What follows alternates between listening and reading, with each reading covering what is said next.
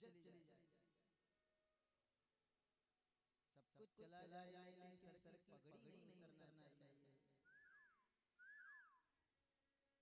माथे के मणि थमा मान गई, लज्जित हुआ, मानो मृग के समान बन गया,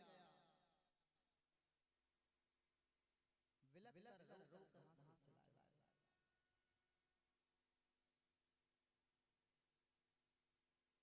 द्वारिकाधीश भगवान कहते हैं मेरा काम हो गया, अब मैं जाता हूं, जाने की तैयारी करने लगी, जाने लगी।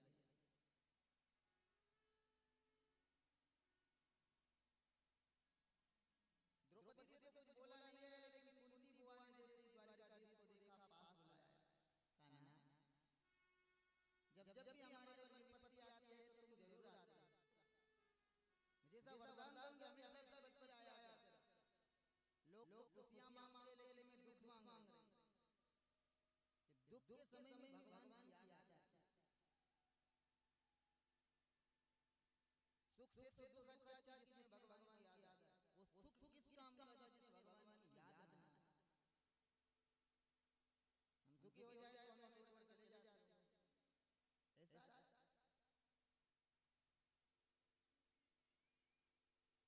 कुंती बुआ को जब भगवान ने देखा कि बहुत प्रेम हो रहा है, बुआ को आप चिंता मत करो, सारे प्रोग्राम कैंसिल कहीं नहीं आना, आज तुम्हारे साथ ही रहना है, ठीक है।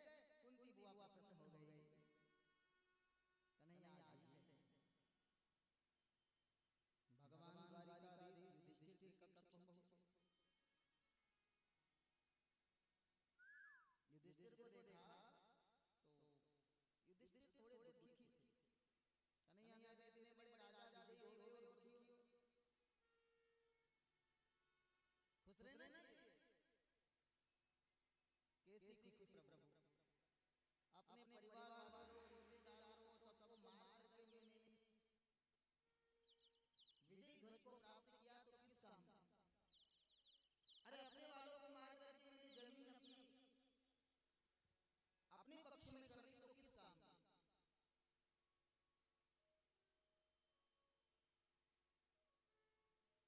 भगवान द्वारिकाधीश समझाते हैं कि युधिष्ठिर वो अपने नहीं, अगर अपने होते युद्ध में सामने खड़े नहीं होते, और अगर वो युद्ध में सामने खड़ा हो जाए तो वो अपना नहीं होता।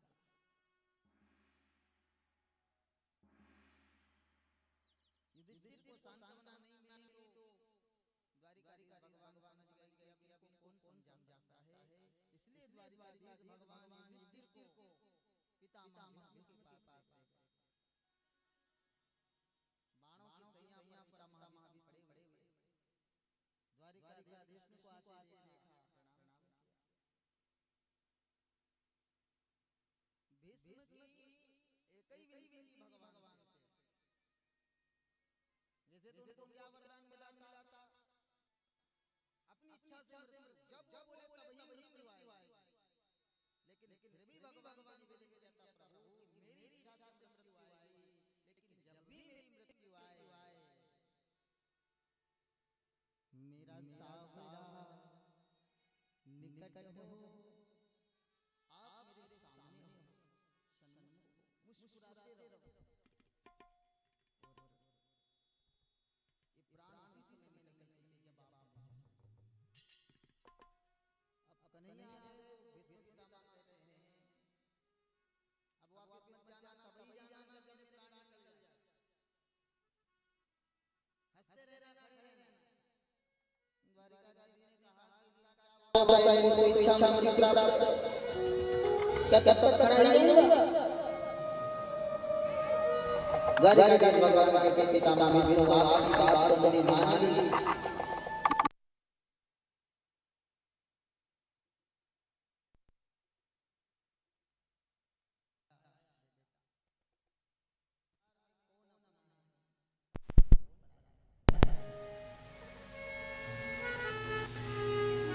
भगवान के अलावा संसार में हमारा कौन है?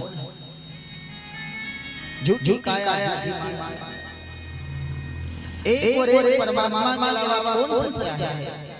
वही सच्चिदानंद स्वरूप परमात्मा है, बाकी सब मिथ्या है। संसार को जगत को सपने के समान, स्वप्न के समान है।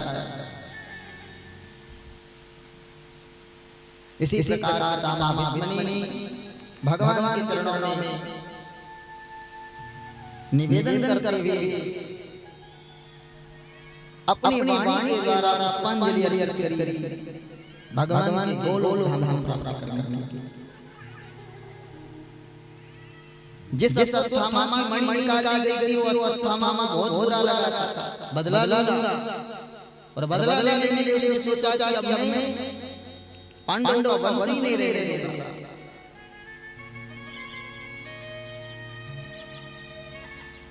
पांडवों के वंशी अर्जुन का अभिमन्यु की धर्मपत्नी उत्तरा के गर्भ में जो बालक था, उस बालक को मारने के लिए अस्थामा ने ब्रह्मास्त्र छोड़ दिया। दीनदयाल भगवान द्वारिकाधीश ने गर्भ में जाकर के अंगूठे के बराबर रूप बनाकर उस बालक की रक्षा की। और जिस बालक को गर्भ में साक्षात नारायण के दर्शन हो गए, ऐसा वो बालक है। वह बालक जब जन्म लेता है तो पांडवों के वंश में जिसने गर्भ में भगवान के दर्शन कर लिए, जिसकी गर्भ में ही परीक्षा हो गई, ऐसे परीक्षित का जन्म हो। बोली परीक्षित महाराज की जय हो। ऐसे राजा परीक्षित का पांडवों के यहाँ पर जन्म हुआ। इन्हीं राजा परीक्षित को सुखदेव भगवान ने, ये तो राजा परीक्षित का वर्णन किया कैसे आया। इन्हें सुखदेव भगवान ने कथा सुनाई, वो सुखदेव स्वामी कौन है? सुखदेव स्वामी पावन बाबा था, सूत जी महाराज बना। एक बार नारद जी वीणा बजाते हुए कैलाश धाम पहुंचे। नारायण नारायण नारायण करते खूब भगवान बाबा समाधि में थे। पार्वती को प्रणाम किया, मैया मैं बाबा से कुछ पूछने आया था, मन में थोड़ी शंका थी। पार्वती जी ने कहा कि कौन सी बात है? अरे मेरे की सारी बातें मुझसे पूछ लो। नारद ठीक है मैया। एक बात समझ में नहीं आ रही, बाबा जो अपने गले में माला धारते हैं वो मुंडों की माला है, तो माला किसके? पार्वती जी ने बोल दिया कि मुझे सब पता है, लेकिन अभी तक पार्वती जी को भी नहीं मालूम था कि वो मुंड किसके हैं। नारद जी पूछने आ गए, अब नहीं बताऊं तो नारद जी हंसेंगे कि वाह, अभी तो आप बोल रही थी मेरे पति ये सब पता था। मां बार कहते हैं नारद मालूम है किसके है, पति क्या क्या ना बिना बात तुम्हें बता दे, पति से पूछना पड़ेगा।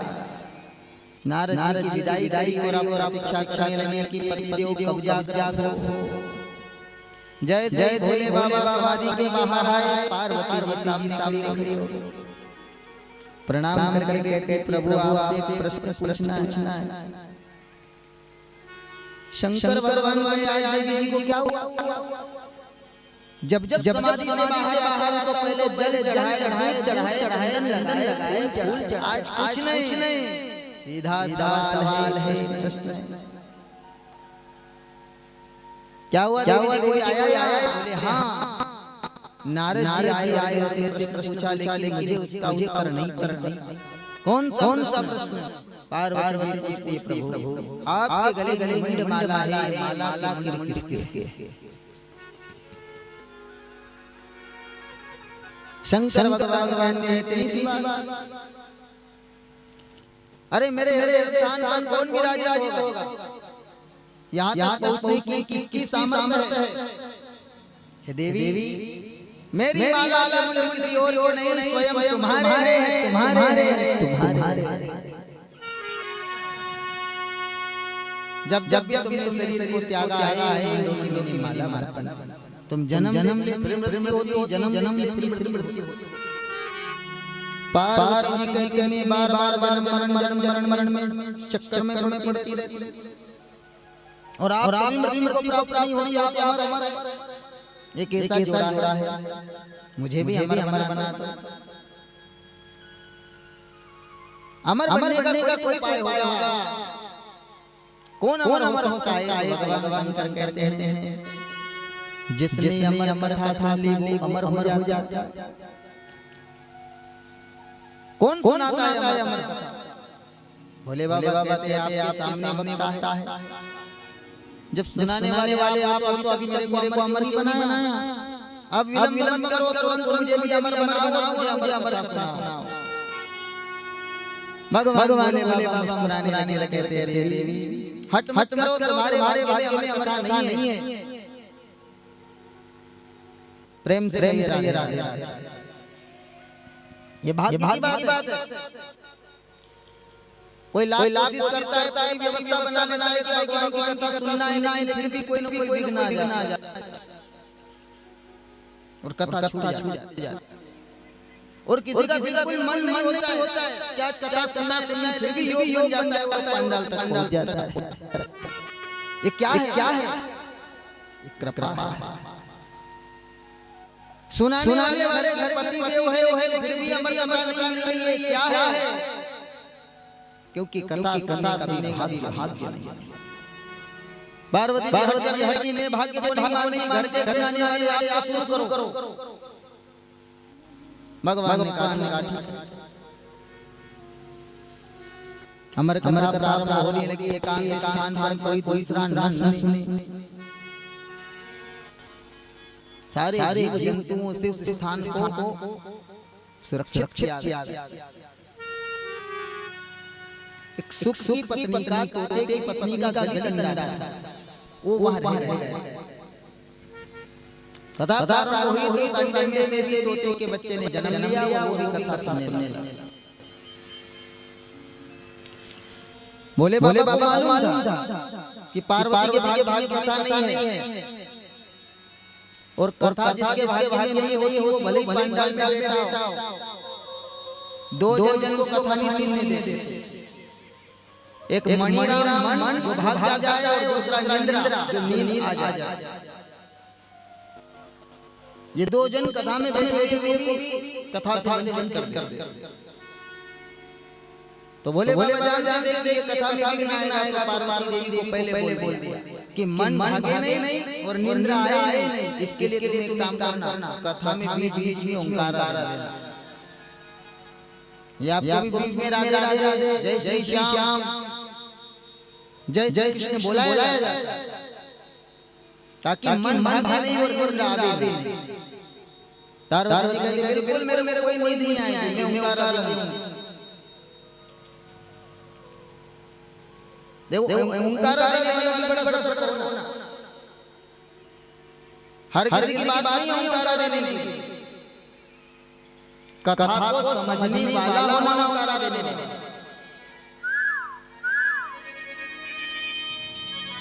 रात्रि में जो कथा करने आते हैं, कथा कहते थे तो ओंकार देने वाले को लेकर आते साथ। एक दिवसी जो कथा कहते रात कोई छोटी मोटी एक जगह कथा चल रही थी। ओंकार देने वाले की खराब गाँव के वो खड़ा जाती भाई ओंकार जिंदगी में कथा उसने सुनी नहीं और बैठ गया कुछ ओंकार।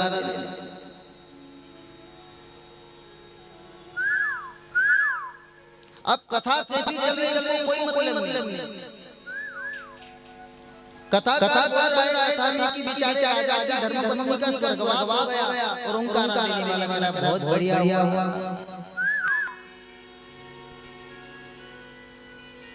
अच्छा हुआ। कथाकार समझ गया, कथाकार का ठीक है, अब इसकी परीक्षा तो कथा ही घुमा दी। कथा घुमा घुमा बोला हिमालय पर एक मक्खी आई। बहुत अच्छा हुआ। अब इसको पूछो कि हिमालय पर्वत कोई मक्खी कैसे जाएगी? वहां से जलेबी उठाई, बोले बहुत बढ़िया हुआ। सुन कौन रहा? कथाकार ने कहा वो मक्खी ने जलेबी उठा के ओंकार देने वाली मुंह में घुसाई।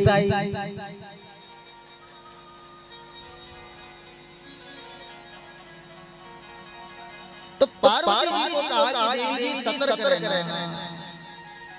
सतर्कता करते हुए देवी के भाग कथा नहीं थी, तो बीच कथा में पार्वती देवी को नींद लग गई, सो गई। लेकिन जो सुख यानी तोता सुन रहा था, विचार किया अगर ओंकार आरंभ हो गया तो कथा भी बंद हो जाएगी। और कथा में बड़ा आनंद आ रहा है। ओंकार बंद हुआ तो कथा भी बंद हो जाएगी। तो क्या है उपाय बताया? चाहे भले बाबा बुरा लगे कि अच्छा लगे। जैसे देवी जी को नींद आई तो उसने ओंकार देना शुरू कर दिया। कथा धीरे पूर्ण कथा के बोले बाबा पार्वती को कहते हैं देवी जी कथा कैसी लगी? वहां तो नींद आ गई, जगाया। अरे कथा कैसी लगी? दसम स्कंद में पार्वती को नींद आ गई। भगवान बाली लीलाएं बाद क्या हुआ समझ नहीं आया। प्रभु आगे की कथा भगवान कहते हैं सुनाओ। क्यों? क्योंकि तुलसी बाबा कहते हैं सकल पदार्थ है जग माही, भागना नर पावना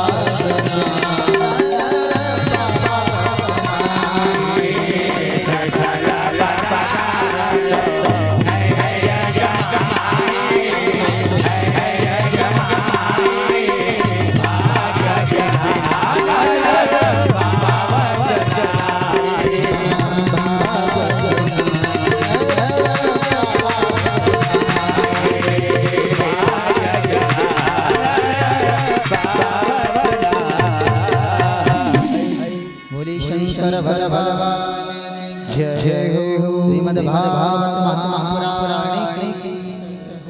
हेलो हेलो हेलो हेलो। जय श्री राधे राधे राधे। कुछ दान दाताओं के नाम उभर कर सामने आए। माँ शारदा इंडक्शन ग्राम मालखेड़ा 101 रुपए। साथ ही साथ माणक जी पटेल मालखेड़ा उनकी ओर से 21 रुपए। दिनेश पटेल मालखेड़ा उनकी ओर से 51 रुपए। मिलन सिंह रावत मालखेड़ा उनकी ओर से 21 रुपए। शिवराम जी पटेल मालखेड़ा उनकी ओर से 51 रुपए। सेवंती बाई सिरसाटे मालखेड़ा उनकी ओर से 10 रुपए। कृष्णाबाई असारे अटूत उनकी ओर से 10 रुपए। माहिर सिरसाटे उनकी ओर से 10 रुपए। आसाराम नागजीरी उनकी ओर से 51 रुपए। प्रेमलाल जी चिरागपुरा उनकी ओर से 101 रुपए। राम सिंह रावत मालखेड़ा उनकी ओर से 51 रुपए। रंभा माए उनकी ओर से 10 रुपए। माँ भगवती सभी भक्तों की मनोकामना पूर्ण करे। साथ ही साथ हमारे अजय मालखेड़ा उनकी ओर से 10 रुपए। साथ माँ भगवती सभी भक्तों की मनोकामना पूर्ण करे और सबकी मनोकामना पूर्ण करे। बोलिए श्री कृष्ण भगवान की जय हो। और सभी माता बहनों से निवेदन करूंगा कि बच्चा है भगवान का रूप है, बहुत अच्छी बात है, पर उन्हें कंट्रोल करना महा अच्छी बात है। बच्चों को थोड़ा कंट्रोल कर ले, पीछे ज़्यादा बातें करते हैं।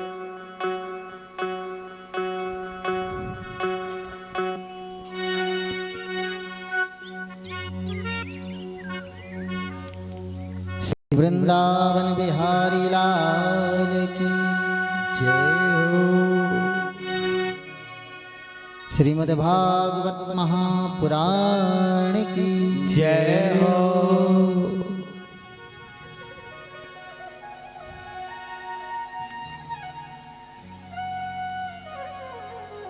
मैया के भाग में कथा नहीं थी तो नहीं मिली। शकल पदार्थ जग माही, भाग बिना नर पावत नाहि। बाबा ने कहा ठीक है मैया। देवी जी आपने भले ही कथा नहीं सुनी, लेकिन आपको निंद्रा देवी आ गई थी तो बाद में ओंकारा कौन दे रहा? तोता समझ गया कि अब नंबर मेरा ही है, उड़ा।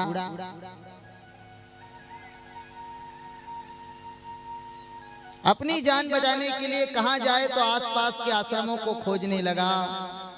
व्यास मुनि के आश्रम पहुंचा। व्यास जी के आश्रम में क्या हो रहा है? अभी तक व्यास जी के मन में पुत्र की अभिलाषा नहीं थी। वृद्धावस्था आ गई है, लेकिन अब उनकी धर्म पत्नी अरणी देवी कह रही है स्वामी पुत्र चाहिए।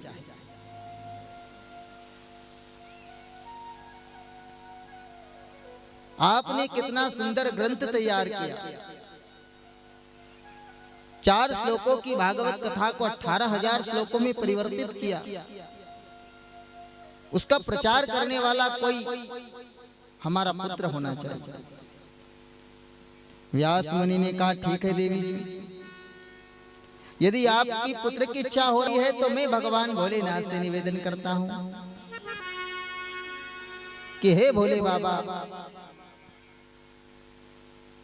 आपके जैसा संसार में कोई दूसरा कौन होगा, इसलिए हमें आपके समान ही पुत्र चाहिए। भगवान कहते मेरे जैसा दूसरा कहां से लाऊं, अद्वितीय हूं और मैं ज्यादा अवतार नहीं लेता। प्रेम से कही राधे राधे। भोले बाबा ज्यादा अवतार नहीं लेते, उनके अंदर त्याग की भावना है। सब मंदिर में बैठे तो वो शमशान में बैठे।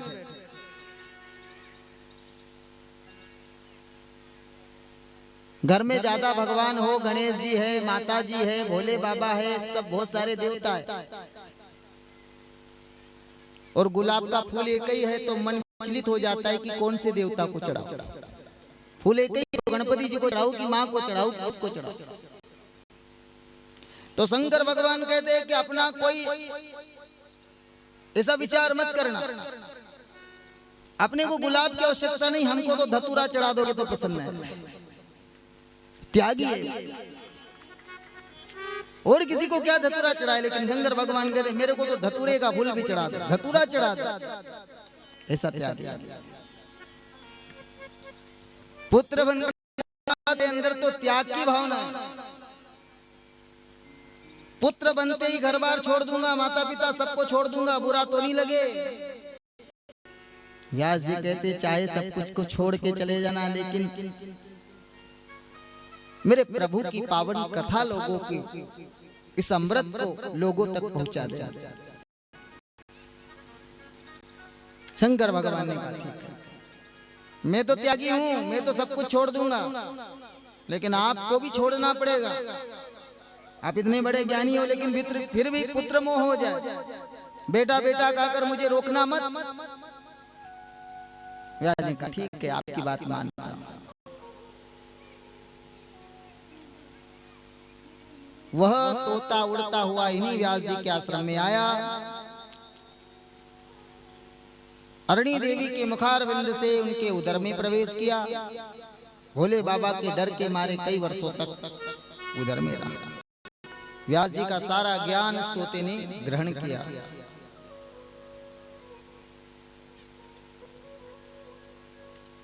पुराणों में चर्चा आती है कि जब भगवान शंकर जी आशीर्वाद देने आए तो अरणी देवी पर बाबा ने कृपा करी।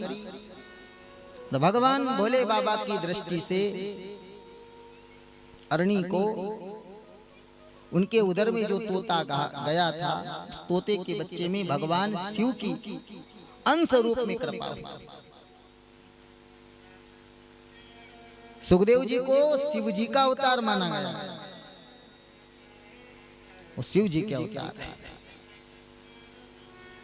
जैसे भोले बाबा राम राम सुमिरन किया करते हैं, उसी प्रकार सुखदेव जी ने भी कृष्ण कथा को गाया। जैसे सुखदेव स्वामी का अवतार हुआ, घर बार छोड़कर जाने लगे, व्यास जी पुकारने लगे तो वृक्षों आदि से व्यास जी को समझाया। गंगा नदी के तट पर जाकर भगवान की पावन कथा सुनाने वाले सुखदेव स्वामी, जिन्होंने राजा परीक्षित का उद्धार किया। सोनक ऋषि पूछते हैं कि गुरुदेव, पांडवों के यहाँ पर जन्म लेकर के राजा परीक्षित को कथा सुननी पड़ी, वो राजपाट छोड़कर कथा सुनने क्यों पहुंचे? सूत जी बड़ी प्यारी कथा सुनाते हैं। संत जनों, जैसे ही पांडवों का स्वर्गारोहण हुआ, भगवान भी अपने गोलोक धाम को चले गए। परीक्षित को राजा बना करके गद्दी पे बिठाया, और जैसे ही राजा परीक्षित ने राज्य संभाला, उसके थोड़े समय बाद कलयुग का आगमन हुआ। जैसे ही कलयुग आया, धरती माता घबराई, धर्म घबराया। जब कलयुग का आगमन हुआ तो धरती माता के धर्म के इतने बुरे हाल हुए, इतने बुरे हाल हुए कि वह रुदन करने लगे, रोने लगे। धरती ने गाय का रूप बना लिया, धर्म ने बैल का रूप बना लिया। ऐसा धर्म रूपी बैल जिसके 3 पांवों को तोड़ दिया गया, एक पांव पर खड़ा है।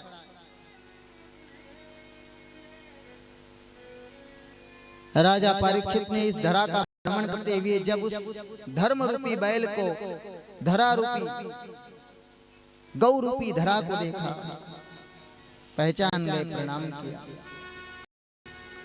तुम्हारा ये हाल किसने किया? बुरा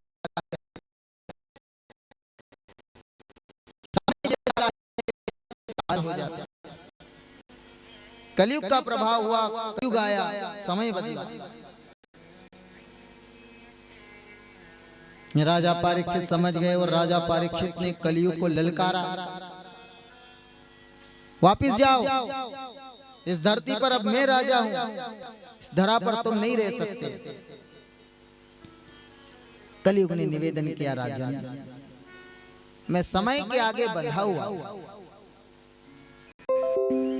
सतयुग गया तो त्रेता, त्रेता गया तो द्वापर आया, और द्वापर गया तो मुझे आना ही पड़ा। सबकी अलग अलग उम्र है और मैं तो सबसे छोटा हूं। मेरे से पहले सतयुग जिसकी उम्र थी 17,28,000 वर्ष, फिर त्रेता युग जिसकी उम्र 12,96,000 वर्ष, फिर द्वापर आया जिसकी उम्र 8,64,000 वर्ष, और फिर मैं आया हूं, मेरी उम्र है 4,32,000 वर्ष। ऐसे 4 युगों को मिलाकर एक चौकड़ी बनती है, ऐसे 71 चौकड़ियों को मिलाकर एक मनवंतर बनता है, ऐसे 14 मनवंतरों को मिलाकर ब्रह्मा जी का एक दिन बनता है। इस प्रकार से ब्रह्मा की उम्र भी 100 वर्ष की है। 20 करोड़ 20 लाख वर्ष होने पर ब्रह्मा जी के 100 वर्ष। तो कलयुग ने कहा कि मैं तो बंधा हुआ, इसलिए आना। मैं पूरी धरा राज्य नहीं करूंगा, लेकिन थोड़ी सी जगह तो दे दो। कलयुग ने कहा ठीक है, मैं तुम्हें थोड़ी सी जगह देता हूं। जिसके घर में कलह हो, झगड़ा हो, वहां कलयुग तुम चले जाना। जिसके घर में मदिरापान हो, कोई शराब पीता हो, वहां चले जाना। जिसके घर में वेश्यारमण हो, वहां चले जाना। ऐसे कलयुग को रहने की छूट दी गई। कलह में, धूत में, वेश्यालय में, मदिरालय में।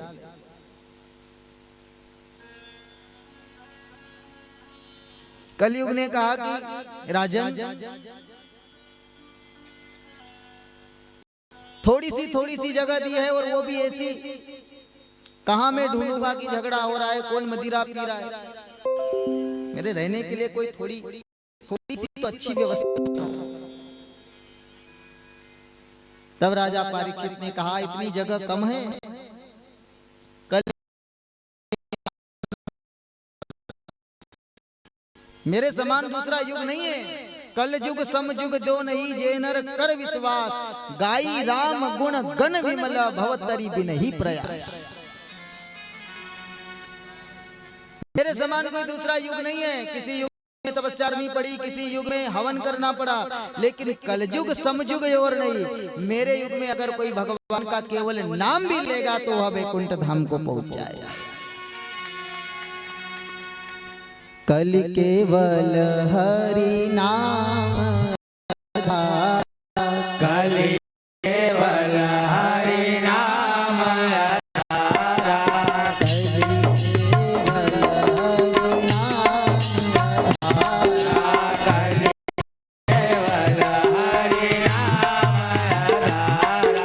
सुमर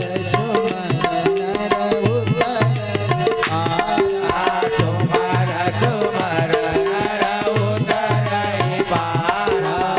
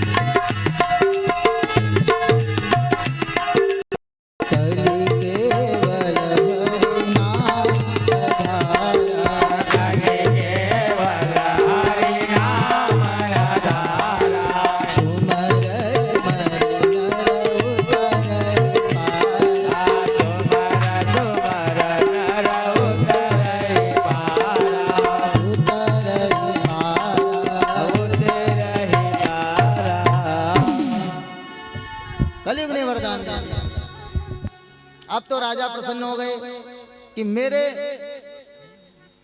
शासन काल में अगर कोई भगवान का केवल नाम लेगा उसकी नौका भी पार हो जाएगी। राजा को खुश करना था तो राजा को खुश कर दिया। और जैसे राजा खुश हुए तो राजा ने क्या वरदान दे दिया कलयुग को। अभी तक तो कला में, विश्यालय में, मदिरालय में रह रहा था, लेकिन कलयुग को कह दिया कि अब तू सोने में भी रह सकता है। इतना बड़ा वरदान दिया तो सोने में रहने की छूट मिल गई।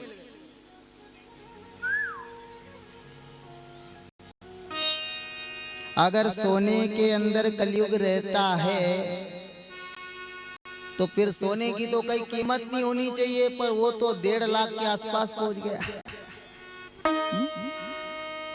प्रेम से कहिए राधे।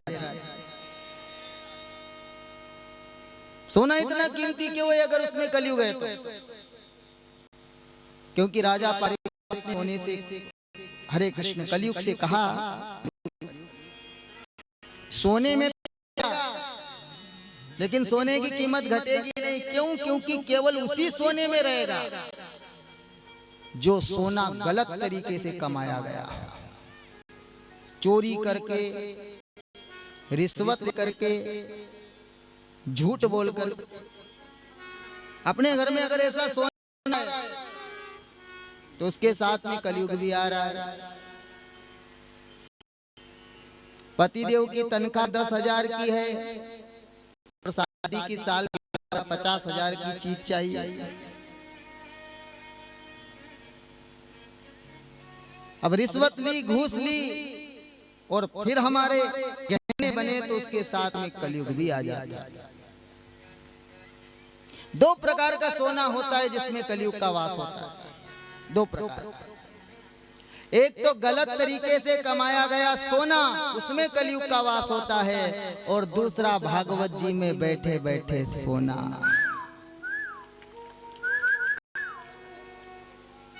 ये 2 प्रकार के सोने हैं। इस सोने में कलयुग का वास हो जाता है।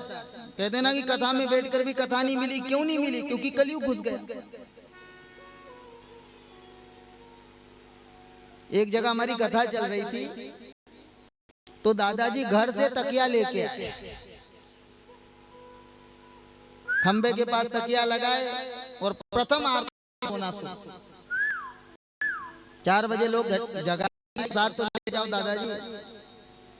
अब घर उसके बच्चे सुने नहीं, चिल्ला चोट हो, टीवी चले तो नींद नहीं आए, तो उसने सोचा यही काम अच्छा है, कथा में चले।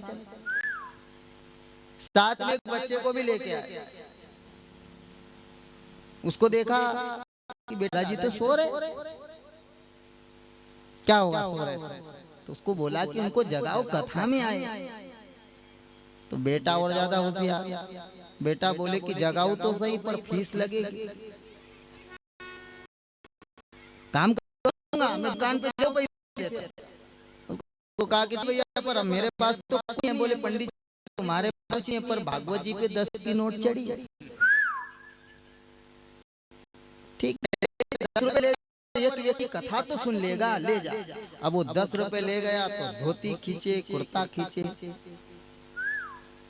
1 घंटे तक उसने दादाजी को सोने नहीं। 1 घंटे के बाद फिर दादाजी उसको बुलाया कि क्यों लगाना बंद? भाई पैसे लिए, अब तो काम कर। तो बालक ने 10 रुपए निकाल के वापस भागवत जी पे रख दिए। क्या हुआ? बोले बच्चा समझ के हमको ठग रहे। क्यों? अरे तुमने 10 रुपए दिए दादाजी को जगाना, दादाजी ने 100 रुपए दिए बेटा सोने देना।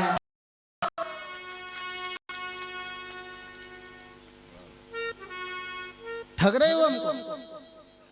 तो कोई कोई तो सोने आया, कोई कथा सुनने आया। तो अगर कथा में निद्रा देवी आ जाए, सोना हो जाए, तो ऐसे सोने में कलयुग का वास हो जाता है। और ऐसे सोने से बचना है तो ध्यान पूर्वक भगवान की कथा सुनते सुनते बीच बीच में जयकार, राधा रानी का नाम, भगवान का नाम लिया जाता है। इसलिए प्रेम से बोलिए राधे राधे। जोर से बोलना पड़ेगा ताकि आजू बाजू में किसी को आ भी गया हो सोना तो कलयुग बाहर निकल रहा है। हमारे सारे दोस्त बाहर निकलते हैं, कथा में आते हैं। पाप रोग विनाशिनी, ये दोषों को बाहर करती है। अब अंदर से कोई बाहर निकलेगा तो उसको बाहर जाने की जगह भी तो चाहिए ना। घर की साफ सफाई करते हैं, कचरा निकालते हैं, तो कचरा डालने के लिए भी तो कोई जगह चाहिए ना। तो हमारे अंदर का कचरा जब बाहर निकलता है तो वो भी सोचता है मैं कहाँ जाऊं। तो जिसको नींद आ जाती है वो देख लेता है कि ये बिल्कुल सोया हुआ है, तो उसके अंदर वो प्रवेश कर जाता है, कलयुग का वास हो जाता है।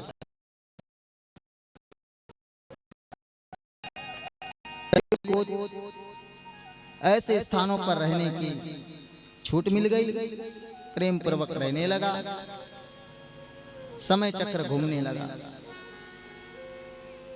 एक दिन राजा परीक्षित सोने का मुकुट पहनकर शिकार करने के लिए चले। कलयुग ने का अच्छा मौका मिला है, अगर राजा परीक्षित नहीं रहता तो पूरी धरती पर मैं भ्रमण करता।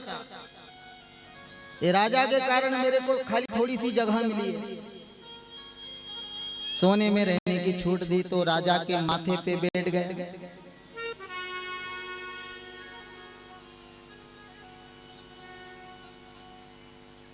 कुछ संत शंका करते हैं कि कलयुग ने तो गलत तरीके के सोने में प्रवेश करने का बोला, तो राजा परीक्षित तरीके का वो मुकुट राजा परीक्षित का नहीं था, अपितु जरासंध का था। राजकोष में रखा था, उसी मुकुट को धारण करके राजा परीक्षित शिकार को चल दिए। माधे पर कलयुग बैठा था तो राजा को जंगल में प्यास लगी। शमिक ऋषि के आश्रम में पहुंचे।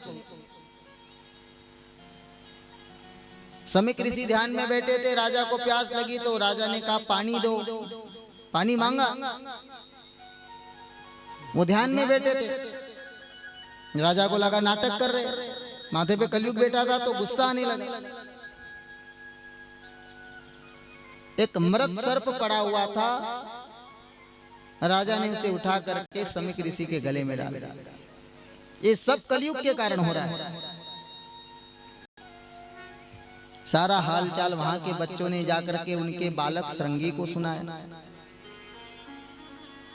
कि तुम्हारे पिता के गले में तो माला की जगह मृत सर्प पड़ा हुआ। नदी में स्नान कर रहे बालक श्रृंगी ने जब उनको क्रोध आया, गुस्सा आया, उसी समय श्राप दे दिया, जिस किसी ने भी मेरे पिताजी के गले में मरा हुआ सर्प डाला है, मैं श्राप देता हूं आज के 7वें दिन सर्प के ही काटने से उसकी भी मृत्यु हो जाए।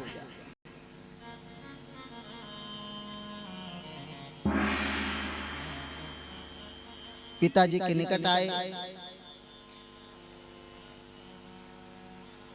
गले में से सर्प को बाहर निकाला, रोने लगे, जोर जोर से रोने लगे। तो जैसे ही शमिक ऋषि का ध्यान छूटा, पूछा बालक क्या हुआ, क्यों रो रहे?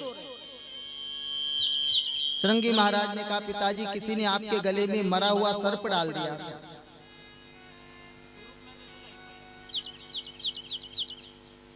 पिताजी कहते इतनी सी बात से क्या रोना, अरे मरा हुआ सांप था, कोई जिंदा थोड़ी था, डाल दिया तो डाल दिया।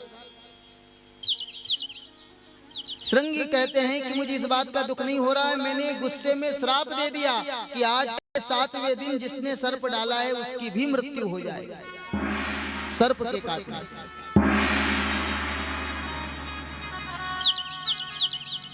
शमिक महाराज श्रृंगी महाराज को कहते तूने क्या किया?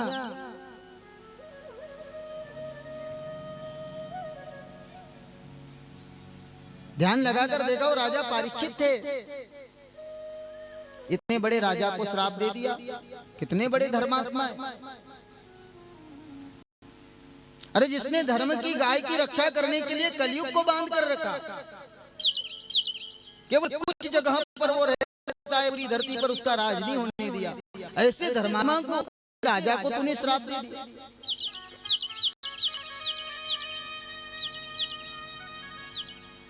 कभी कभी हम भी हमारे देश के राजा को जब नहीं समझ सकते उस समय बुरा भला कह देते हैं, भले वो धर्म के साथ खड़ा रहता है,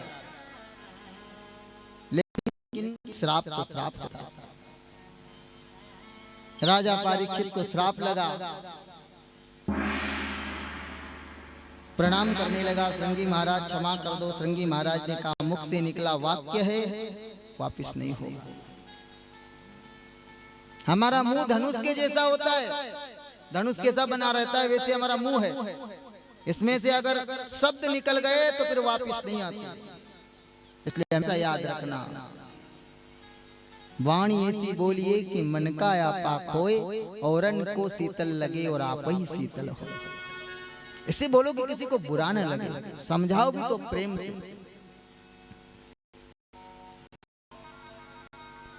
लेकिन यहाँ पर तो जो होना था सो हुआ, कर्म प्रधान विश्व रचिरा। अब चाहे बोले एक ही उपाय है, 7 दिन में अपना परोपकार करो, अपना उद्धार करो, तो भगवान की कथा श्रवण करो। बेटे जन्मेजय को राजा परीक्षित ने राज्य सौंप दिया और गंगा नदी के किनारे पर जाकर के प्रेम पूर्वक भगवान की कथा श्रवण करने के लिए भगवान का ध्यान किया। और उसी समय उसी गंगा नदी के तट पर इस कथा को सुनाने वाले भगवान भोलेनाथ के अंश श्री सुखदेव भगवान पधारे। बोली सुखदेव भगवान की जय हो। सुखदेव जी के चरणों में राजा परीक्षित ने प्रणाम किया। गुरुदेव, मेरे से बहुत बड़ी भूल हो गई है, आप अंतर्यामी हो, लेकिन फिर भी मैं अपने मुख से कहता हूं। भगत का यही स्वभाव होता है, अपने पुण्य नहीं बताता, अपने द्वारा काम हो जाए तो वो गुरुदेव के आगे बताता। समीक ऋषि के गले में अमृत सर्प डाल दिया, जिससे मुझे श्राप मिल गया, 7 दिन में मेरी मृत्यु हो जाएगी। मैंने सांप डालने में कोई कसर नहीं छोड़ी, उन्होंने श्राप देने में कोई कसर नहीं छोड़ी, और 7वें दिन सांप काटने में भी कोई कसर नहीं छोड़ी। इसलिए आप कथा में भी कोई कसर मत छोड़ना, ऐसी कथा सुनाना, ऐसी कथा सुनाना, 7 दिन में उद्धार हो जाए।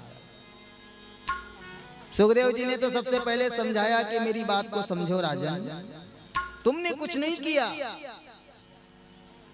तो ये सब प्रभु की लीला है। जिस श्रृंगी महाराज ने आज तुमको श्राप दिया है कि तुम्हारी मृत्यु हो जाए, भगवान किसी का कर्जा किसी पे नहीं रहने देते। आज श्रृंगी ने तुमको श्राप दिया कि तुम्हारी मृत्यु हो जाए, लेकिन अगले जन्म में तुम श्रृंगी को श्राप दोगे कि तुम्हारी मृत्यु हो जाए। एक दूसरे का कर्जा है। राजा परीक्षित को तब समझ में आया कि ये प्रभु की लीला है। और इस कलयुग वही हुआ, जो श्रृंगी महाराज थे वो सिंगाजी महाराज बनकर आए, और जो राजा परीक्षित थे वो मंग स्वामी बनकर आए। और वहां राजा परीक्षित को श्राप मिला था, वही राजा परीक्षित मनरंग जी बनकर आए और सिंगाजी को श्राप दिया कि तुम्हें शरीर छोड़ना पड़ेगा। इसलिए सिंगाजी की कथा भी भागवत कथा से ही जुड़ी हुई है, अलग नहीं है। वही परीक्षित गुरु मनरंग स्वामी बने और वही श्रृंगी महाराज सदगुरु सिंगाजी महाराज बने। और भागवत कथा में से सदगुरुदेव का नाम ना आए तो कथा अधूरी सी लगती है। इसलिए हाथ जोड़कर सभी सदगुरुदेव भगवान को प्रणाम करें। बोले सदगुरु सिंगाजी महाराज की जय हो, मनरंगीर महाराज की जय हो, जगन्नाथ महाराज की जय हो, श्रीमद्भागवत महापुराण की जय हो। तो आइए सदगुरु सिंगाजी महाराज का थोड़ा सा स्मरण करें, फिर कथा में आगे प्रवेश करते हैं। सदगुरुदेव भगवान की जय हो। अरे आओ जो हमारी हालई सिंगाजी, आओ जो हमारी हालई रे। प्रेम से बोलिए, ताली बजाते हैं।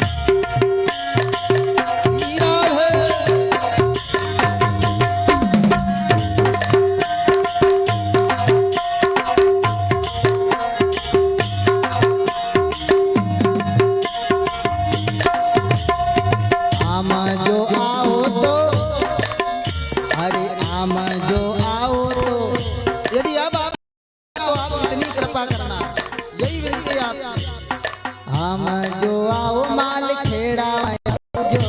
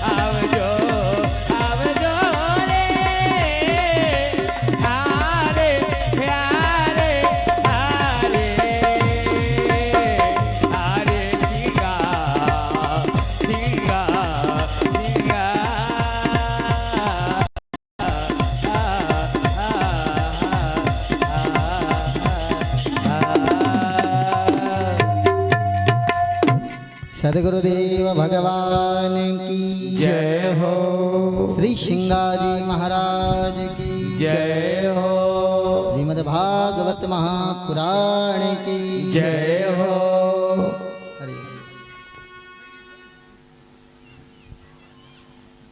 हेलो, जय श्री राधे राधे। कुछ दानदाताओं के नाम आए। तुकाराम जी मनसारे चिरागपुरा, उनकी ओर से 101 रुपए।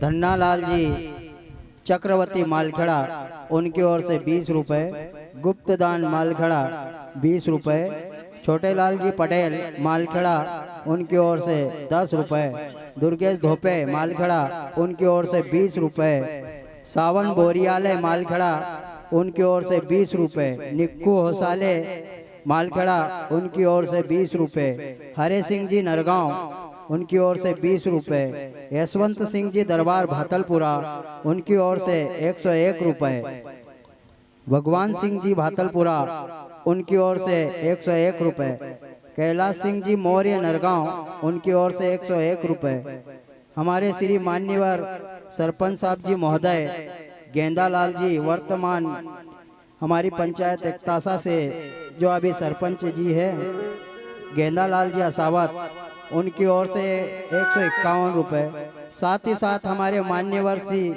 जी श्री भैयालाल जी मौर्य जो अभी जनपद अध्यक्ष सदस्य है उनकी ओर से भी 101 रुपए 151 रुपए दिए जाते हैं।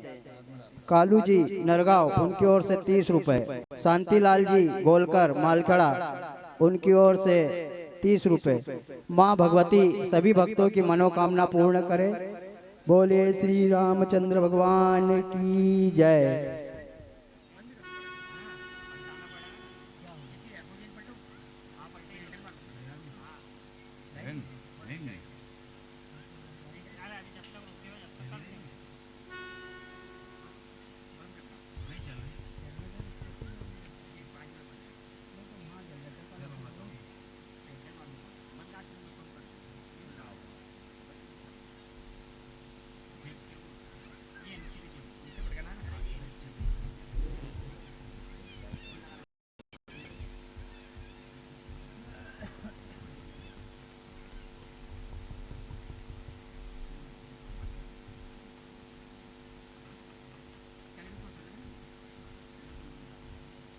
आज हमारे संध्या भजन में श्री खाटू श्याम जी के भजन गाने के लिए धामनों से पधार रहे हैं, अतः सभी श्रद्धालुओं से विनम्र निवेदन है कि संध्या भजन में श्री खाटू श्याम जी के भजन गायक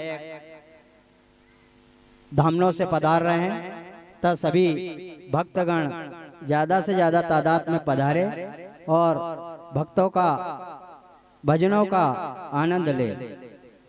श्री राधे राधे।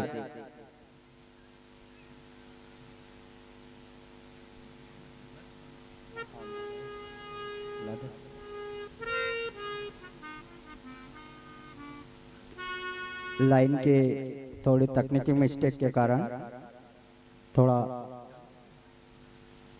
विलंब हो रहा है।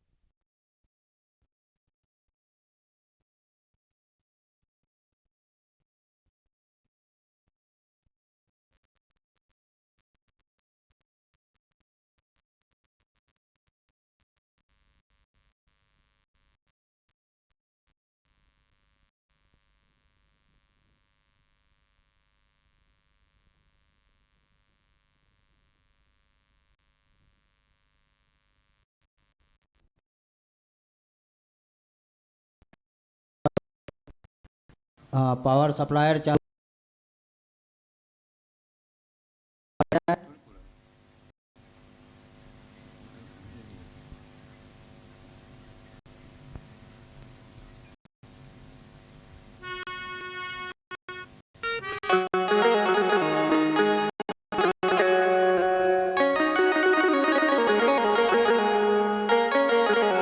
हरिओम हरिओम।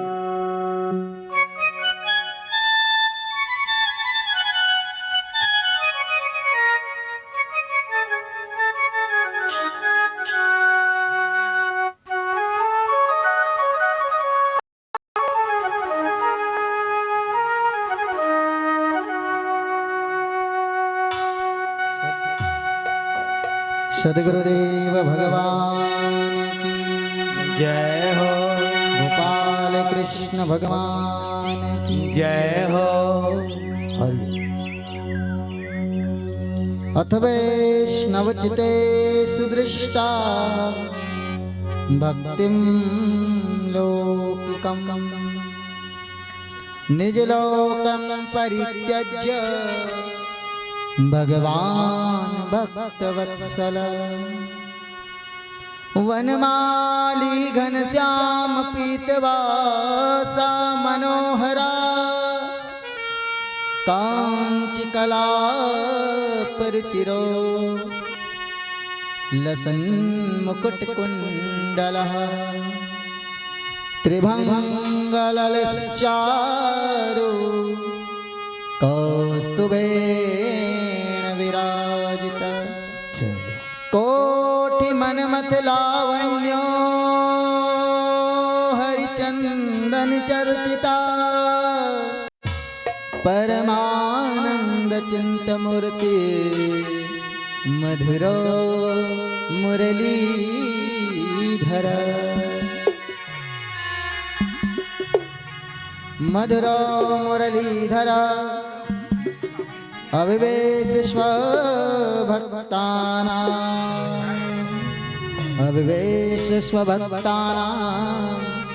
हृदयानामलानि च।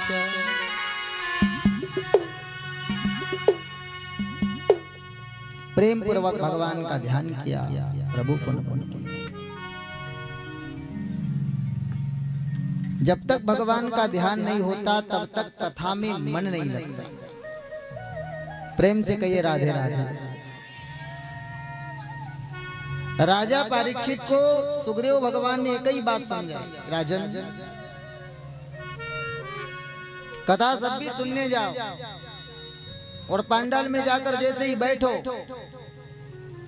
तो आंख बंद करने के बाद में हमको कन्हैया दिखना चाहिए महाराज।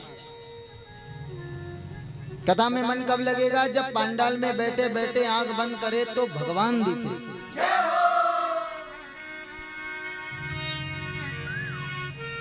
कथा का फल किसको किसको मिलेगा, इसका यदि हमें परीक्षण करना है तो बहुत सरल उपाय है। जो कथा सुन रहे वो अंदर जा रही कि नहीं, इसका सरल उपाय यही है कि आंख बंद करके आप विचार करना, सोचना, आपको भगवान दिखने चाहिए। राजा परीक्षित को कहा कि आंख बंद करो, क्या दिख रहा है? राजा परीक्षित ने आंख बंद करी तो उसे तो तक्षक दिख रहा है।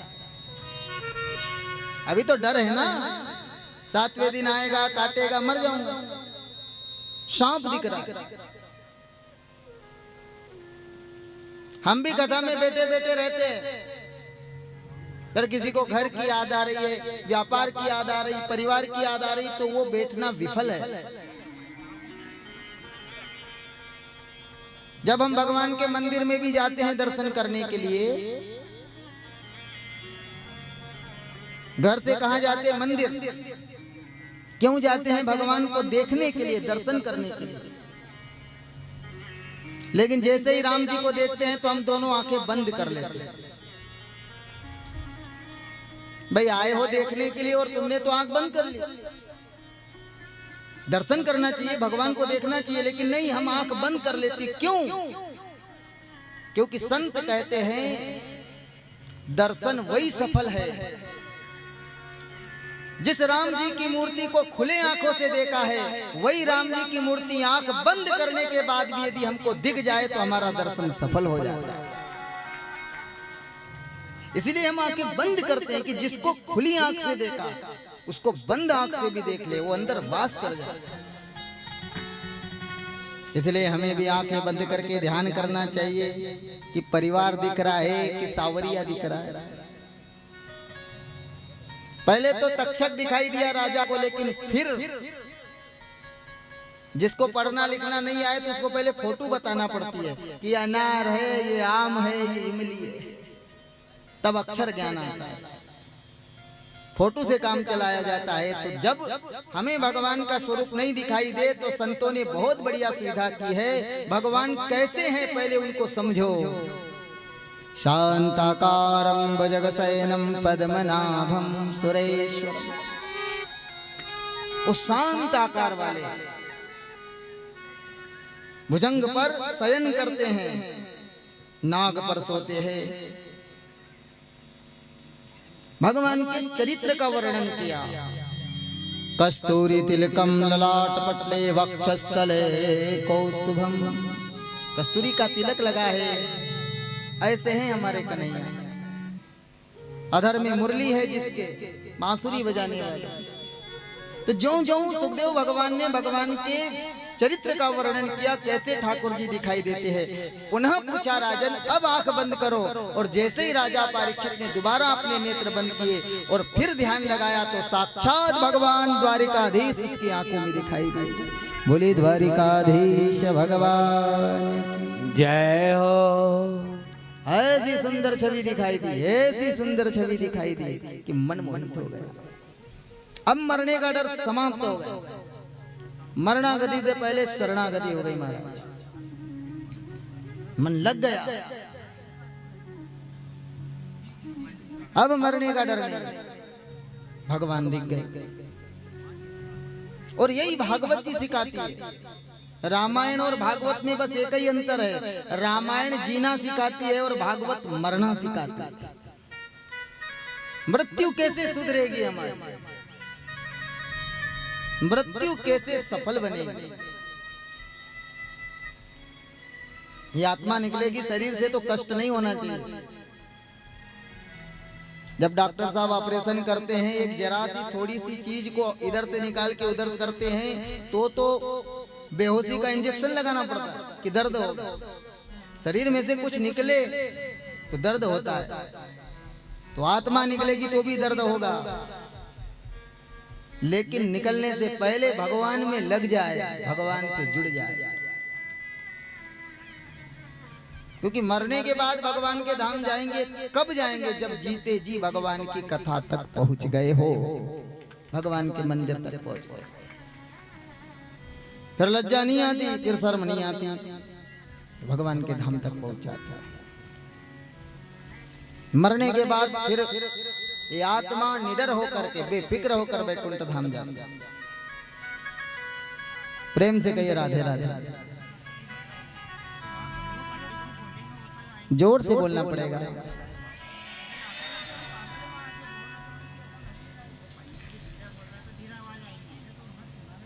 तो कभी कभी मन में ऐसा विचार आता है कि भगवान के धाम जाना है तो पहले ही अपने मन को भगवान से लगा ले, भगवान के साथ जोड़। भगवान के स्वरूपों का वर्णन कराया, भगवान ने कितनी बार अवतार लिया। श्रीमद् भागवत में सुनो 24 है अवतार, कर देती जिनकी कथा पाप ताप को छा। जिनकी कथा सारे पापों का छार कर देती है, ऐसी भगवान की पावन कथा। पहले तो 24 अवतारों की कथा के सूक्ष्म रूप के दर्शन कराए।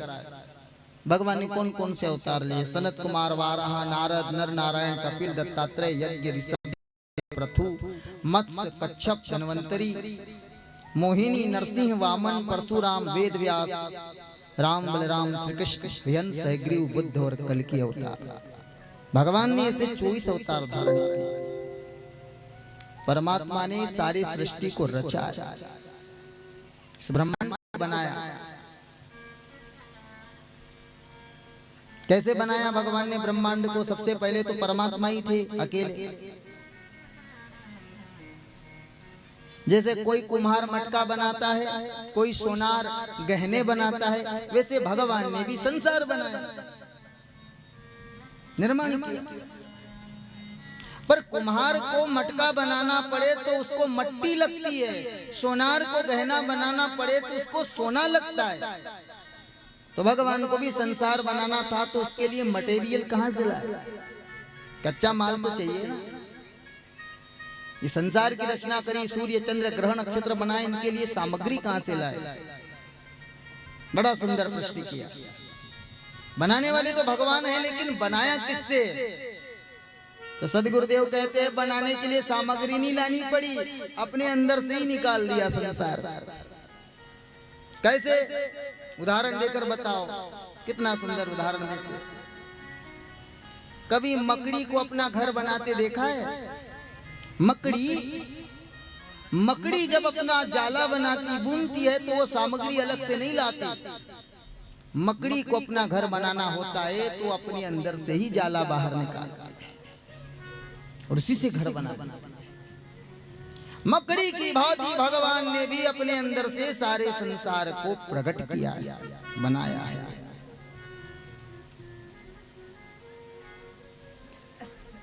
कान्हा तेरे भवन की महिमा अपार है, पृथ्वी ये जल के बीच में किस आसरे खड़ी है। अरे धरती ये जल के बीच में किस आसरे खड़ी है। सूरज और चांद घूमते किसका आधार है। मेरे कान्हा तेरे भवन की महिमा पार है। बंदा सके न जान तेरा क्या विचार है। बंदा सके न जान तेरा क्या विचार है। मेरे कान्हा तेरे भवन की महिमा अपार है। सारे संसार को रचा कैसी उसकी लीला। 5 तत्व सूर्य चंद्र ग्रह नक्षत्र सब बना। ब्रह्मा जी को उत्पन्न किया इनको बनाने के लिए। ब्रह्मा जी को कहा कि तुमने बना तो दिया, अब इसमें रहने वाले भी बनाओ। ब्रह्मा जी ने कहा ठीक है प्रभु। 4 बालक उत्पन्न किए, उनसे कहा विवाह करो, मना कर गए। फिर 10 बालक उत्पन्न किए, मन से मरीचि, नेत्र से अत्रि, मुख से अंगिरा, कान से पुलस्त्य, नाभि से पुलह, यज्ञ से क्रतु, त्वचा से भृगु, प्राण से वशिष्ठ, अंगूठे से दक्ष और सभी अंगों के सार से नारद। इनसे कहा विवाह करो, वो भी मना कर गए। सरस्वती को उत्पन्न किया, विवाह नहीं किया। जिसको भी प्रकट कर रहे वो विवाह करने से मना कर रहे, और विवाह नहीं करेगा तो वंश कैसे बढ़ेगा। ये सृष्टि के प्रारंभ की बात है, जब सृष्टि को बनाया गया। जिसको जिसको ब्रह्मा जी बना रहे हैं वो विवाह से मना कर रहा है। और अब कलयुग में तो किसी गांव में भागवत जी करने जाओ और कोई चाय पानी के लिए बुला ले तो सबसे पहले यही पूछता है कि जरा अपना छोरा का बारा में तो देख दो। याव नहीं हुई रोको, मेरी लड़की के लिए तो जरा देख दे। ये कलयुग की बात है। विवाह के लिए बेचैन है। जवानों को तो छोड़ो, बुढ़ापे में भी लोग एक एक क्या 2-2 विवाह करने के लिए तैयार। अंगम गलितम तुंडम पलितम, अंग ढीले हो गए फिर भी घोड़ी चढ़ने के लिए तैयार है।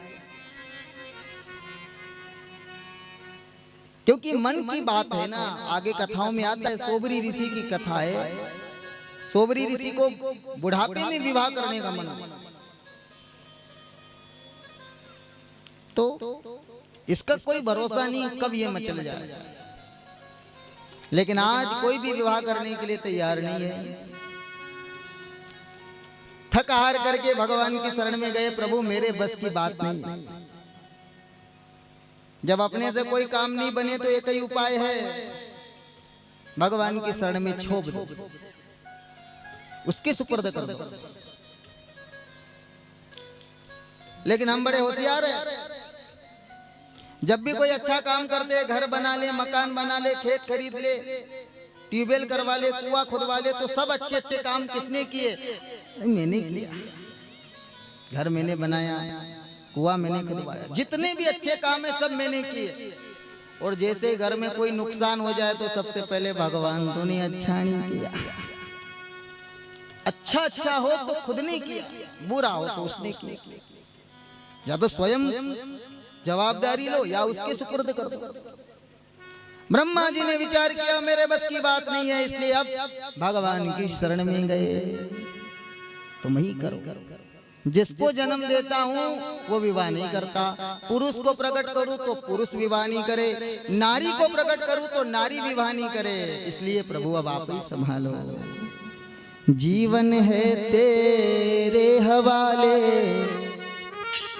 मुरलिया वाले, जीवन है तेरे हवाले मुरलिया वाले, जीवन है तेरे हवाले मुरलिया वाले, जीवन है तेरे हवाले मुरलिया वाले, जीवन है तेरे हवाले मुरलिया वाले। ओ मुरली वाले, ओ बंसी वाले, ओ मुरली वाले, ओ बंसी वाले, ओ मुरली वाले, ओ बंसी वाले, ओ मुरली वाले, ओ बंसी वाले, जीवन है तेरे हवाले मुरलिया वाले, जीवन है तेरे हवाले मुरलिया वाले।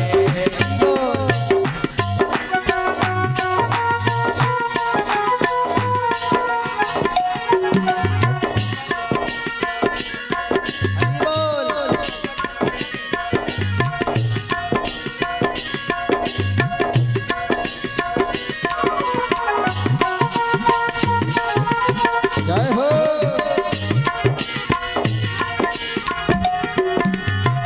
जीवन है